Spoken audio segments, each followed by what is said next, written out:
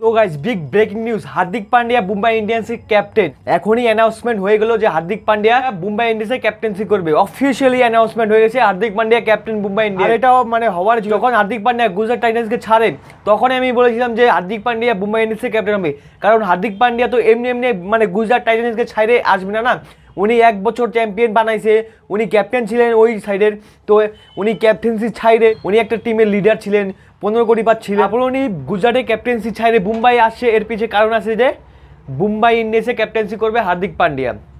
আর আজকে সেটা officially announcement হয়ে গেল যে হার্দিক পান্ডিয়া গুজরাটের ক্যাপ্টেন্সি করবে। আর রোহিত শর্মা হার্দিক পান্ডিয়া ক্যাপ্টেন্সিতে খেলতে রাজি হয়ে গেছে, আর রোহিত শর্মা হার্দিক পান্ডিয়া ক্যাপ্টেন্সিতে খেলবে।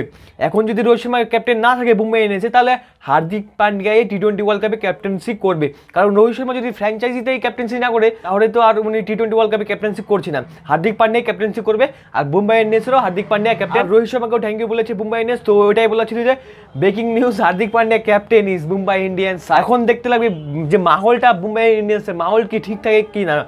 দেখেন রোহিত শর্মা পরে যদি ক্যাপ্টেন্সি করতো তাহলে সূর্যকুমার যাদব ছিল, জসপ্রীত বুমরা ছিল, ঈশান কিষান ছিল। এখন ফট করে হার্দিক পান্ডিয়া চলে আসছে, তাহলে তো একটু সবাই মানে টিমটা একটু আনব্যালেন্স হইতে পারে।